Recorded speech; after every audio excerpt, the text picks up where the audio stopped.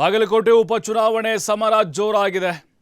ಬೇವಿನಮಟ್ಟಿ ಗ್ರಾಮದಲ್ಲಿ ಸಿಎಂ ಸಾರ್ವಜನಿಕ ಸಭೆ ಮಾಡಿದ್ದಾರೆ. ವೇದಿಕೆ ಬಳಿ ಸಿಎಂ ಸಿದ್ದರಾಮಯ್ಯಗೆ ಮಹಿಳೆಯರು ಆರತಿಯನ್ನು ಬೆಳಗಿದ್ದಾರೆ. ಭವ್ಯವಾದಂತಹ ಸ್ವಾಗತವನ್ನು ಕೋರಿದ್ದಾರೆ. ಕ್ಷಣ ಕ್ಷಣಕ್ಕೂ ಕುತೂಹಲ ಮೂಡಿಸ್ತಾ ಇದೆ ಬಾಗಲಕೋಟೆಯ ಉಪಸಮರದ ಕಣ. ಬಿಸಿಲಿನ ಕಾವು ಹೆಂಗೆ ಜಾಸ್ತಿ ಆಗ್ತಿದೆಯೋ ಹಾಗೆ ಪ್ರಚಾರದ ಭರಾಟೆ ಕೂಡ ಜೋರಾಗಿದೆ. ಮುಖ್ಯಮಂತ್ರಿಯವರು ಮತ್ತಷ್ಟು ಬಲ ತುಂಬುತ್ತಾ ಇದ್ದಾರೆ ಉಮೇಶ್ ಮೇಟಿಗೆ. ಜೊತೆಗೆ ಕಾಂಗ್ರೆಸ್ಗೆ ಒಂದು ರೀತಿ ಆನೆ ಬಲ ಬಂದಂತಾಗಿದೆ. ಈಗ ಅಲ್ಲಿ ಪ್ರಚಾರಕ್ಕೆ ಹೋಗಿರೋದ್ರಿಂದಾಗಿ ಎರಡನೇ ಹಂತದ ಪ್ರಚಾರ ಮುಖ್ಯಮಂತ್ರಿಗಳದ್ದು. ಸಿದ್ದರಾಮಯ್ಯ ಅವರಿಗೆ ಸಚಿವ ಆರ್.ಬಿ. ತಿಮ್ಮಾಪುರ, ಸಂತೋಷ್ ಲಾಡು, ಎಚ್.ಕೆ. ಪಾಟೀಲ್ ಕೂಡ ಸಾಥ್ ಕೊಟ್ಟಿದ್ದಾರೆ. ಕಾಂಗ್ರೆಸ್ ಅಭ್ಯರ್ಥಿ ಉಮೇಶ್ ಮೇಟಿ ಕೂಡ ಸಾಥನ್ನು ಕೊಟ್ಟಿದ್ದಾರೆ. ಅಲ್ಲಿ ಸಿದ್ದರಾಮಯ್ಯನವರು ಎಚ್.ವೈ. ಮೇಟಿ ಅವರಿಗೆ ಬಹಳ ಅತ್ಯಾಪ್ತರು. ಈ ಹಿಂದೆ ಅವರಿದ್ದಾಗಲೂ ಕೂಡ ಅವರಿಗೆ ಸಚಿವರನ್ನಾಗಿ ಮಾಡಿದರು. ಅವರಿದ್ದಾಗಲೂ ಪ್ರಚಾರಕ್ಕೆ ಹೋಗ್ತಾ ಇದ್ರು. ಈಗ ಮತ್ತೆ ಅವರ ಪುತ್ರನ ಪರವಾಗಿ ಅಬ್ಬರದ ಪ್ರಚಾರದಲ್ಲಿ ತೊಡಗಿಸಿಕೊಂಡಿದ್ದಾರೆ. ಸಿದ್ದರಾಮಯ್ಯನವರು ಹೋಗಿ ಭಾಷಣ ಮಾಡಿದರೆ ಸಾಕಲ್ಲಿ ಓಟ್ಗಳು ಈಸಿಯಾಗಿ ಬಂದುಬಿಡುತ್ತೆ ಅನ್ನುವಂಥ ಮಾತಿದೆ. ಹಾಗಾಗಿನೇ ಅವರ ಒಂದು ಪ್ರಚಾರ ಕಾರ್ಯ ಕಾಂಗ್ರೆಸ್ಗೆ, ಅದರಲ್ಲೂ ಅಭ್ಯರ್ಥಿ ಉಮೇಶ್ ಮೇಟಿಗೆ ಒಂದು ವರದಾನವಾಗುತ್ತೆ ಅನ್ನೋದರಲ್ಲಿ ಯಾವುದೇ ಅನುಮಾನ ಇಲ್ಲ. ಪ್ರಚಾರ ಸಭೆಗಳನ್ನು ಮಾಡ್ತಾ ಇದ್ದಾರೆ. ಅದರಲ್ಲೂ ಗ್ರಾಮೀಣ ಪ್ರದೇಶಗಳನ್ನು ಸಿದ್ದರಾಮಯ್ಯನವರು ಇಲ್ಲಿ ಟಚ್ ಮಾಡ್ತಾ ಇದ್ದಾರೆ.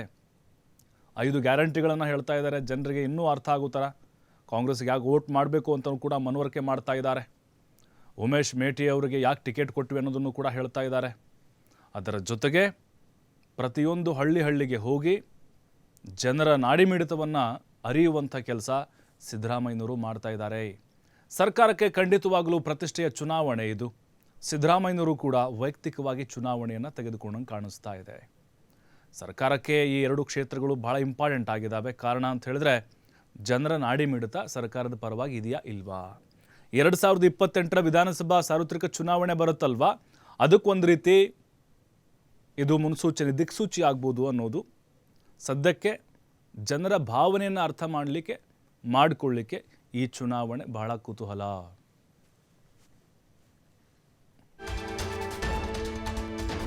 ಬೇವಿನಮಟ್ಟಿ ಗ್ರಾಮದಲ್ಲಿ ಕಾಂಗ್ರೆಸ್ ಪ್ರಚಾರ ಸಭೆ ನಡೆದಿದೆ. ಉಮೇಶ್ ಮೇಟಿ ಮತಯಾಚನೆ ಮಾಡಿದ್ದಾರೆ. ಕಾಂಗ್ರೆಸ್ ಅಭ್ಯರ್ಥಿ ಉಮೇಶ್ ಮೇಟಿ ಅಲ್ಲಿ ಮತ ಕೇಳಿದ್ದಾರೆ. ತಾವೆಲ್ಲರೂ ನನಗೆ ಆಶೀರ್ವಾದ ಮಾಡಿ ಆಯ್ಕೆ ಮಾಡಬೇಕು. ಉಮೇಶ್ ಮೇಟಿ ಕರೆದು ಭಾಷಣದ ಬಗ್ಗೆ ಸಲಹೆ ಕೊಟ್ಟಿದ್ದಾರೆ ಸಿದ್ದರಾಮಯ್ಯನವರು. ಸಿದ್ದರಾಮಯ್ಯನವರು ಅಂದರೆ ಉತ್ತಮವಾದಂಥ ವಾಕ್ಚಾತುರ್ಯ, ಉತ್ತಮ ವಾಗ್ಮಿ. ಅವರು ಅದ್ಭುತವಾಗಿ ಭಾಷಣ ಮಾಡ್ತಾರೆ ಸಿದ್ದರಾಮಯ್ಯನವರು. ಹಾಗೆ ಉತ್ತಮ ಆಡಳಿತಗಾರ ಕೂಡ ಹೌದು. ಅರ್ಥ ವ್ಯವಸ್ಥೆಯ ಬಗ್ಗೆ ಚೆನ್ನಾಗಿ ತಿಳ್ಕೊಂಡಿದ್ದಾರೆ. ಆಮೇಲೆ ಜನರನ್ನ ಹೆಂಗೆ ಆಕರ್ಷಣೆ ಮಾಡಬೇಕು ಅನ್ನೋದು ಗೊತ್ತಿದೆ ಸಿದ್ದರಾಮಯ್ಯನವ್ರಿಗೆ.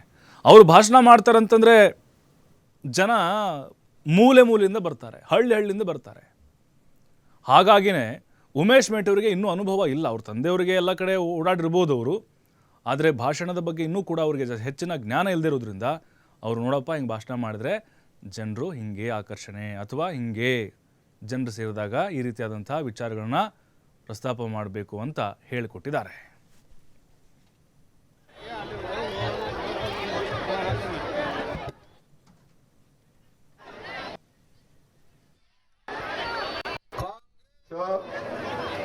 ಕಾಂಗ್ರೆಸ್ ಪಕ್ಷ ನಾವು ಕಳೆದ ಸಾರಿ 5 ಗ್ಯಾರಂಟಿಗಳನ್ನು 23, 24ರಲ್ಲಿ ಚುನಾವಣೆಗಿಂತ ಪೂರ್ವದಲ್ಲಿ 5 ಗ್ಯಾರಂಟಿಗಳನ್ನು ನಾವು ಮಾಡ್ತೇವೆ ಅಂತ ಹೇಳಿದ್ದು.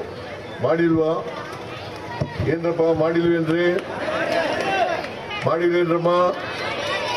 ನೀವೆಲ್ಲ ಬಸ್ನಲ್ಲಿ ಫ್ರೀಯಾಗಿ ತಿರುಗಾಡ್ತಾ ಇಲ್ವಾ? ಮತ್ತೆ ಮಾತಾಡದೆ ಕೂತಿದ್ದೀರಿ. ಈ ಚುನಾವಣೆಯಲ್ಲೂ ಕೂಡ 2 ಕಡೆ ನಾವೇ ಗೆಲ್ತೀವಿ.